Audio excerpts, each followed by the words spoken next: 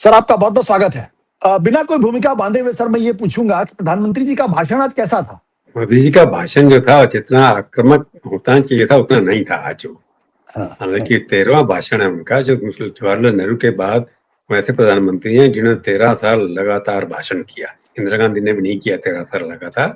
तो अपने आप में रिकॉर्ड तोड़ा है। 13 बार अगर बातचीत करेंगे तो हर बार नई चीज को अपनाना, नई चीजों को लाना, नए मुहावरों को लाना, ये बहुत मुश्किल हो जाता है कि 13 साल लंबी सरकार होती है, उसके अंदर नए एजेंडे को ला करके बात करना। जिस तरह से उन्होंने शुरू किया था उतना अग्रेसिव भाषण उनका नहीं था जितना मेरे को लगता था होगा। हालांकि उन्होंने कई बार जाकर के दिमागी नक्सली जो है वर्ड का प्रयोग किया, जिसका मेरे को लगता है इनडायरेक्ट आप कह सकते हैं कि कॉकरोच पार्टी के जो लोग थे उनके लिए किया गया होगा ये प्रयोग जो लोग। परंतु ओवरऑल भाषण जो था वो जैसा पिछली बार से करते आ रहे हैं, उनका एक नीति है कि हर मंत्री को प्रधानमंत्री लेकर के बाकी जितने भी मंत्री हैं, मुख्यमंत्री जब भी भाषण में तो क्या उन्होंने अचीव किया है उसके बारे में ज्यादा बोल करें। कि अब देखते हैं कि एक परिवर्तन जो धीरे धीरे आ रहा है पिछले कोई 20 सालों से 15 साल के अंदर। पाकिस्तान जो पहले हर भाषण में होता था, कश्मीर हर भाषण में होता था, फॉरेन नीति के बारे में आज कुछ ज्यादा बात हुई नहीं, बिल्कुल मेरे को लगता कहीं बात ही नहीं हुई। यानी विदेश नीति भी प्रधानमंत्री के भाषण का पार्ट हुआ करती थी। किसी जमाने में 50 साल 60 साल 70 साल रही। मोदी जी का ये भाषण है जिसके अंदर विदेश नीति के बारे में बातें कम हुई, टेक्नोलॉजी के बारे में ज्यादा आई। कि लगता है मोदी जी हैं टेक्नोलॉजी के ऊपर बड़े एक तरह से जिसे कहते हैं ऑब्सेस्ड विद टेक्नोलॉजी। हर चीज में टेक्नोलॉजी की बात आते हैं कि भारत किस तरीके से टेक्नोलॉजी के अंदर ग्रीन एनर्जी की तरफ एनर्जी की बार बार बात करते हैं। तो इस भाषण के अंदर ये था कि भारत आगे कितनी तेजी से बढ़ रहा है और बढ़ता रहेगा। जितनी अपनी अचीवमेंट्स की बात उन्होंने ज्यादा की, विरोधियों पर जितना अटैक होना चाहिए था, जितना वो करने की उनकी एक लगता है कि एक प्रक्रिया है, डीएनए है, वो उससे अलग दिखाई दिया आज। इतने एग्रेसिव नहीं थे किसी भी पार्टी के ऊपर अटैक करने के ऊपर जिस तरह से पहले करते रहे हैं। हालांकि छोटी 2-3 मिनट के लिए इधर बोला मैंने। तो मैं कहूंगा कि उनकी जो आज की स्पीच थी वो अपनी सरकार की क्या उपलब्धियां हैं और वो क्या करने जा रहे हैं, विश्व के अंदर किस तरह से आगे बढ़ेंगे, उसके ऊपर यही है जो प्रधानमंत्री से अपेक्षा थी। परंतु मेरे को लगता है कि इसके अंदर थोड़ा कंसेंसस कन्फ्रंटेशन कम था, कंसेंसस ज्यादा बाकी थी। ऐसा क्यों? आपने कहा कि ये सुर थोड़े बदले हुए थे, विदेश नीति पे उतनी चर्चा नहीं हुई, विपक्ष पे उतना ज्यादा हमला नहीं किया। ऐसा क्यों? ये बदलाव क्यों? मतलब क्योंकि लगता है 13 साल के बाद आप बार बार क्योंकि उनके अपने यहाँ भी चर्चा होता होगा, एक ही बात को आप कितनी बार रिपीट करेंगे। मैं अभी इस बार प्रियंका गांधी का एक सेंटेंस जो पार्लियामेंट के अंदर बोला था मैं याद कराना चाहता हूँ। क्या आपने नेहरू जी को जितनी गालियां देनी है एक दिन बैठक कर लीजिए, आप दे दीजिए गाली जितनी देनी है, 8 घंटे 10 घंटे 20 घंटे 40 घंटे बैठ जाइए और उसके बाद फैसला कर लिए, खत्म हो गया। तब इनको भी लगता है कि हम नेहरू गांधी परिवार इनके ऊपर बाकी लोग जो नीचे वाले हैं अभी वो मनोवृत्ति से बाहर नहीं आए हैं। उनको अभी भी नेहरू गांधी जिस तरह की मीम्स आप देखे होंगे आप कि कितने लगाई है, इंदिरा गांधी की पुरानी फोटो लगाई है, कुछ और चीजें लगाई हैं, वो मोदी जी के आज के भाषण में स्पष्ट लगता था कि वो अटैकिंग मूड में नहीं है, पर्सनैलिटी अटैक के मूड में। वो अपनी अचीवमेंट्स के ऊपर बातें, वो एजेंडा जो है डिक्टेट कर रहे हैं कि आप मैंने जो बोला उसको क्रिटिसाइज करिए। यानी कि आप कहिए कि मेरी जो एनर्जी है जिसके अंदर ग्रीन एनर्जी की बात की है, टेक्नोलॉजी की बात करी है, मैंने जो अपने सेंटर जो डेटा सेंटर खोल रहे हैं उसकी बात की है, जो जिस तरह से हमारी गति उसके ऊपर वो अपोजिशन को लाना चाहते हैं। तू मैं की राजनीति से हट करके कि मैंने ये सब किया है, इसके ऊपर अगर आपको बात करनी तो आइए करिए मेरे साथ।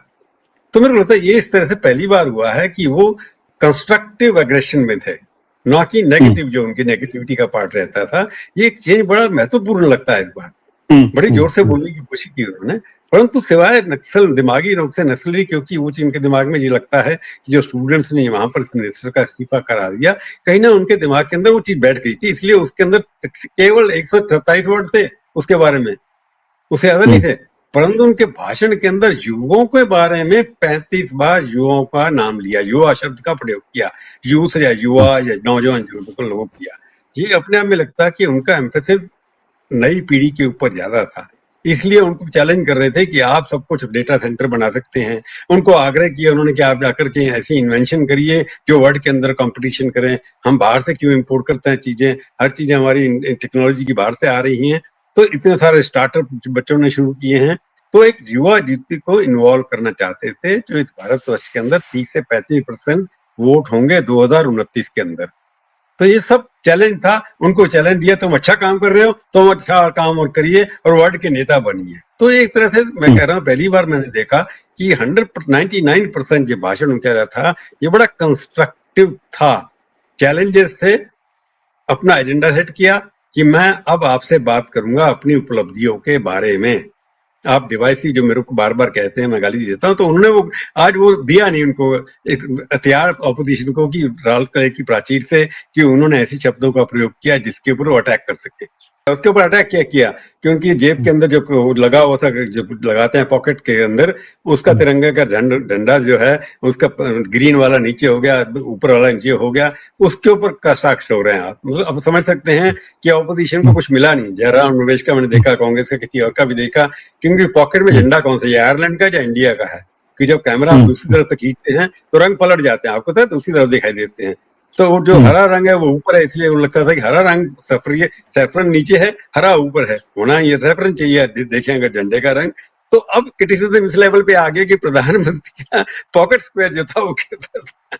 ये प्रधानमंत्री ने आज 7 सप्तधारा की बात की कि 1947 के तक अगर भारत को विकसित राष्ट्र बनना है तो सप्तधारा पर हमें फोकस करना पड़ेगा, जिसमें यह है कि मैन्युफैक्चरिंग, एग्रीकल्चर, टेक्नोलॉजी, गति शक्ति, रक्षा शक्ति, ग्रीन एनर्जी और सॉफ्ट पावर। अब ये 7 चीजें प्रधानमंत्री जी ने दे दी। लेकिन एक चीज जो सरकार के बारे में जो अभी तक टिप्पणी लोग हो रही है कि भाई प्रधानमंत्री बातें तो बहुत बड़ी बड़ी करते हैं, लेकिन उसकी डिलीवरी जिस तरीके से होनी चाहिए नहीं हो रही है। अभी सर मैन्युफैक्चरिंग सेक्टर के बारे में तो 2014 में उन्होंने कहा था कि 2022 तक हमारा मैन्युफैक्चरिंग सेक्टर जीडीपी ग्रोथ का 25% हो जाएगा, जिसमें कोई बहुत ज्यादा प्रगति दिखाई नहीं पड़ी। ये जो उन्होंने विकसित भारत के बारे में सप्तधारा की बात की है, क्या जो कॉकरोच आंदोलन से जो जिस तरीके से निगेटिविटी उनको लगती निकली है, उसको काउंटर करने की कोशिश है? आपने कहा मैन्युफैक्चरिंग की बात ठीक है कि मैन्युफैक्चरिंग सेक्टर हमारा पिकअप नहीं कर रहा, ये बात सच है। आज भी उन्होंने एमएससी के बारे में बात भी की, उन्होंने नौजवानों के बारे में बात भी की। जैसे पहली बार कहा जो प्राइवेट नौकरी कोई नौजवान प्राप्त करेगा तो उसको हम 15,000 रुपए देंगे, यानी कि नौकरी करेंगे तो आप जिस दिन ज्वाइन करेंगे तो 15,000 रुपए एक बार आपको दिया जाएगा। नई बात उन्होंने कही है। पिछली बार उन्होंने स्किल के लिए बात की थी, स्किल की 1 करोड़ नौकरियां होंगी जो सरकारी लोग रखे जाएंगे, हमारी तरफ से उनको सब्सिडी मिलेगी। वो सक्सेसफुल उतना नहीं हुआ जितना होना चाहिए था, परंतु उन्होंने 7 प्रिंसिपल बताया, वो एक बेसिक फाउंडेशन में इकोनॉमिक्स का स्टूडेंट रहा हूँ, पढ़ाया भी है कि आपको अभी तक क्या हो रहा था। अभी तक ये हो रहा था कि सिर्फ आप लगे हुए थे सर्विसेज सेक्टर के ऊपर, एयरलाइंस हैं, होटल्स हैं, टेक्नोलॉजी है, उनकी तो आपने 60% जीडीपी हमारी सर्विसेज सेक्टर से आती है, जो किसी भी डेवलपिंग इकोनॉमी की नहीं है वर्ल्ड के अंदर। तो उससे ये हुआ कि इनइक्वालिटीज ऑफ इनकम बढ़ती चली गई। मैन्युफैक्चरिंग सेक्टर बना नहीं और सर्विसेज के ऊपर आपने देखा इतने हवाई जहाज उड़ रहे हैं, इतने सारे एयरपोर्ट बन गए हैं, इतने सारे आपने देखा गाड़ियां। आपने नया डेटा जो आया है, पिछले 3 महीने के अंदर 23% ज्यादा सेल हुई है गाड़ियों की। तो लगता है कि लोगों के पास जो बैंक लोन दे रहे हैं, तो आप गाड़ियां तो चल रही हैं, सड़कें भी इन्होंने बना दी, काफी 3-4 गुना नेशनल हाईवे बड़ी हैं, परंतु बाकी जो सेक्टर जो सपोर्ट करेंगे एम्प्लॉयमेंट की, जब तक वो नहीं कहेंगे, जैसे आपने कहा मैन्युफैक्चरिंग, कि मैन्युफैक्चरिंग का जो शेयर है पिछले 25-30 सालों में 27-28% से कम होकर 14% आ गया। एग्रीकल्चर का जो है बिल्कुल गिरता चला जाता है। कभी किसी जमाने में जब हम पढ़ते थे इकोनॉमिक, तब उस वक्त एग्रीकल्चर 49% जीडीपी के था, अब 16% भी नहीं है। अगर 16% लोग के ऊपर डिपेंड करते हैं, 60% लोग अभी भी एग्रीकल्चर सेक्टर के ऊपर, जब तक एग्रीकल्चर के रिलेटेड चीजों को आप नहीं जोड़ेंगे तब तक आप तरक्की नहीं कर सकते, इनइक्वालिटीज ऑफ इनकम कम नहीं हो सकती। तो इसलिए 7 प्रिंसिपल जो है कि हर क्षेत्र में अगर आप एम्प्लॉयमेंट अपॉर्चुनिटी खड़ी करेंगे, एग्रीकल्चर में करेंगे, मैन्युफैक्चरिंग में करेंगे, उन्होंने काफी स्कीम दी है, परंतु जैसे इंटरनेशनल इंस्टेबिलिटी हो रही है कि पॉलिसी भी होनी चाहिए। इस सारी स्पीच के अंदर मेरे ख्याल सब ट्रूथ 2/3 तो एनर्जी के ऊपर था कि हमने सोलर एनर्जी कर ली, हमने ये सब कर लिया, वर्ल्ड के अंदर हमने रिकॉर्ड तोड़ दिया, जो हमने 30 साल 2030 में करना था 2025 में कर लिया। तो ये सारा भाषण जो उनका पर एनर्जी के ऊपर था कि हम इंपोर्ट कराते हैं सबसे ज्यादा एनर्जी का, जितना भी है उसको हमके कर्व करना है। तो आपने ठीक कहा कि मैन्युफैक्चरिंग सेक्टर के अंदर उतनी स्पीडी से नहीं हो रहा। अब उसने एक चीज और भी कह दी, अब इनडायरेक्टली कह दी, दिवाली के ऊपर मैं आपको गिफ्ट दूंगा, जिससे मैन्युफैक्चरिंग सेक्टर को, मिडिल सेक्टर को बहुत फायदा होगा। पिछले साल भी किया था उन्होंने कि रैशनलाइजेशन किया था, कुछ फायदा हुआ, कुछ नहीं हुआ, गाड़ियां सस्ती हो गई, बाकी चीजें महंगी हो गई। परंतु उनको ये कंसर्न है कि 2029 का चुनाव जो लड़ा जाएगा वो आप कितनी, जो बाकी सेक्टर्स हैं उनको कितना ऊपर ले जा सकते हैं। क्योंकि सिविक कम्युनिटीज कोलैप्स कर रही हैं, पानी भरा जा रहा है सब जगह पे, अस्पतालों में दवाइयां नहीं मिल रही हैं, गंदगी फैलती चली जा रही है, नौजवान सड़क पे उतर के आ गया है। अब क्या देखा कि आपने जो ये कॉकरोचेस हैं वो स्कूलों में जाना शुरू हो गए, बाथरूम की पिक्चर्स दिखा रहे हैं। तो ये जो इस तरह की एक्सपेंशन हो रहा है एजुकेशन का कि जो नीचे के लोग हैं उन इश्यू को उठाकर किया जाए, तो प्राइम मिनिस्टर ने लगता है उनको एक रोड मैप दिखाई दे रहा है कि बाकी सेक्टर्स के अंदर भी हम तरक्की करेंगे। एजुकेशन की ज्यादा बात नहीं की उन्होंने, देखा होगा ना, हेल्थ सेक्टर की ज्यादा बात नहीं की, ज्यादातर टेक्नोलॉजी के ऊपर जुड़े रहे। और क्योंकि पहले होता था एजुकेशन की मिसिंग चीजें मैंने पहले बता दिया आपको, इंटरनेशनल पॉलिटिक्स बिल्कुल खत्म हो गई, इंटरनेशनल रिलेशन है ही नहीं, एग्जिस्ट ही नहीं करते, इसके बारे में कोई बात नहीं की उन्होंने, पड़ोस में क्या हो रहा है या उधर क्या होता है। प्राइम मिनिस्टर एक बड़ी पिक्चर देते हैं कि हमारा रोल इंटरनेशनल का रहा उसके अंदर, पर उनका एम्फेसिस बड़ा था, यूथ उनका टारगेट था आज की स्पीच में, मैन्युफैक्चरिंग उनका टारगेट था, और ऑपोजिशन के ऊपर कोई मौका उनको न दे, बड़ा स्पष्ट था उनका एग्रेशन कि ऑपोजिशन को इस बार मैंने मौका नहीं देना ऐसे शब्दों का प्रयोग करके या ऐसी भाषा का प्रयोग करके जिसके ऊपर डाइवर्ट हो जाए इशू हमारी अचीवमेंट से, हमारी नेगेटिविटी के ऊपर। ये उनका ऑब्जेक्टिव था कि इस बार मैंने ऑपोजिशन को कोई ऐसा हथियार नहीं देना जिससे कि मेरी जो अचीवमेंट है जिसके बारे में बात हुई, अब कल अखबार क्या लिखेंगे, प्राइम मिनिस्टर ने ये कहा, ये कहा, ये कहा, कहीं भी उनके यही कहेंगे आप अर्बन नक्सल निभागी है, उसके ऊपर डिबेट हो सकती है कुछ जगह, पर वो उनका एक आइडियोलॉजिकल स्टैंड है, राइट वर्सेस लेफ्ट। परंतु व्यक्तिगत आक्षेप, नेहरू को गाली ना देना या परिवार के बात ना करना, ये सब चीजें जो हैं छोड़ करके सिर्फ अपनी इकोनॉमिक अचीवमेंट की बात करते रहे और विरासत की बात कर रहे कि हम अति प्रतिलिपि निकालेंगे, पुरानी जो हमारे ग्रंथ हैं उनको निकालेंगे।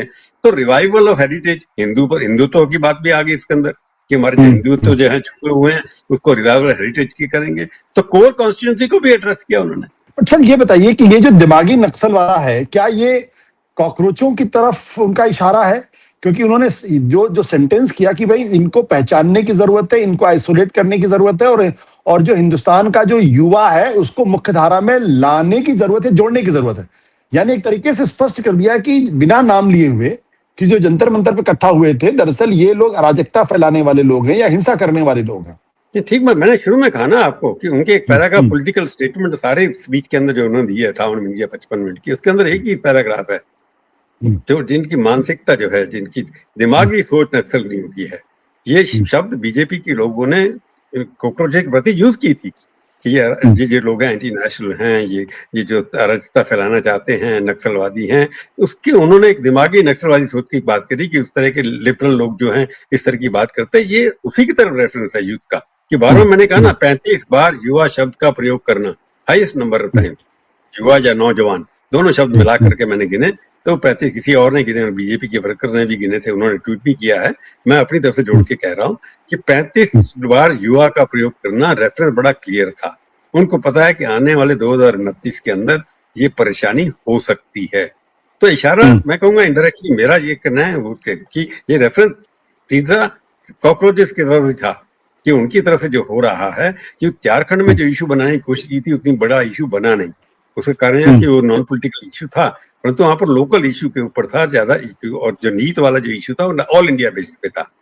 कॉकरोच इसलिए सक्सेसफुल हुआ कि नीट के अंदर 22 लाख परिवार सारे प्रदेशों, 30 यूनियन टेरिटरीज और 24 स्टेट और 30 मिला के सब में अफेक्टेड थे, परंतु वो सिर्फ झारखंड से था, इसलिए ज्यादा उतना बड़ा नेशनल इशू बन नहीं पाया। तो वहां लोकल लोग अफेक्टेड थे, लोकल एक्सपर्ट बना। तो ये मेरे आपकी बात बिल्कुल ठीक है, इशारा यही था कि कॉकरोच पार्टी जो है अगर उससे से बढ़ता रहा तो एक खतरनाक हो सकती है। इसलिए युवाओं को कहा कि आपको नौकरी भी मिलेगी तो 15,000 रुपए और मैं दूंगा, जैसे मिठाई देते हैं हम, नौकरी मिलती है मिठाई का डब्बा लेके जाते हैं, तो प्रधानमंत्री की तरफ से एक सौगात है कि आप नौकरी भी लो और 15,000 रुपये भी लूंगा जब प्राइवेट नौकरी ज्वाइन करेंगे। तो बिल्कुल लगता है आपने बिल्कुल ठीक कहा, इशारा उसी तरफ था, कॉपरेटिव की तरफ, कि इनकी विचारधारा नस्लवादी है जिस तरह का कहा गया, और इन लोगों से बचना चाहिए, आइडेंटिफाई करना चाहिए। जो इशू वो उठा रहे हैं उनको बीजेपी की सरकारें जो हैं अपने अपने प्रदेश में उठाएं। ये एक तरह से उनकी नसीहत थी, एक किसी से अपील थी अपनी पार्टी कि आप यूथ को इग्नोर नहीं कर सकते। बहुत बहुत शुक्रिया sir, thank you sir, thank you. Thank you.